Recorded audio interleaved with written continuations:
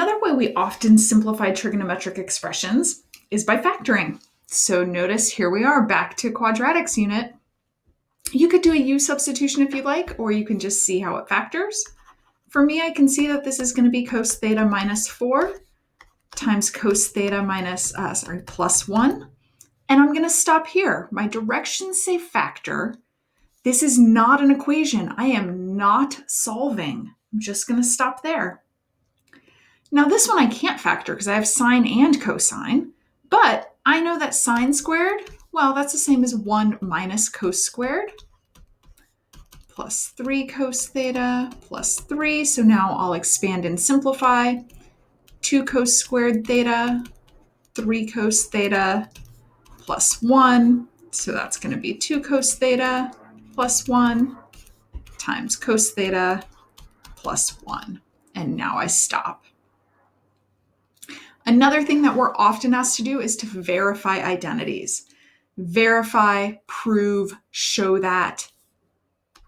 So you might also see prove, you might also see show that. In any of these cases, you can only work with one side. Super, super, super important. And that's because if you work with multiple sides, you're using an answer to prove an answer. Often in these situations, you want to start with the harder side. I don't want to start with one. It's easier for me to break this down. And I'm first going to break this down by saying that that's cos x over sine x times tan x. And notice that it's like if you had 5 times 2 over 3. Well, that could be 10 over 3. That could be 5/3 times 2. That could be 5 times 2/3. Any of those are all equivalent. So that's what I just did. So tan x, I know is sine over cosine. So actually, I'm going to start here by saying that the left-hand side, so left-hand side is that. Now this is cos x over sine x times sine x over cos x.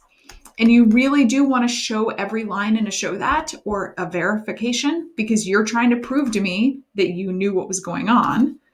So now this all cancels and I'm left with 1, which equals the right-hand side. So it is true. In this case, my right-hand side is more complicated. So I'm going to start with that. Got 1 over cos x minus sine x times tan x. But I know that tan x is sine over cosine. And now this is like what we had above. 1 minus sine squared, well, that's cos squared over cosine, which is then equal to cosine of x, which equals our left-hand side. So it is true. All right, here's another show that. So same thing, work with only one side. My left-hand side is going to expand to become 1 minus cos squared x, which is then equal to sine squared x, which is equal to my right-hand side. Now this idea, this difference of squares, comes up a lot. Here it's going to come up because I'm going to use it to make my common denominator. So I'm going to multiply top bottom of this one by 1 minus cos x.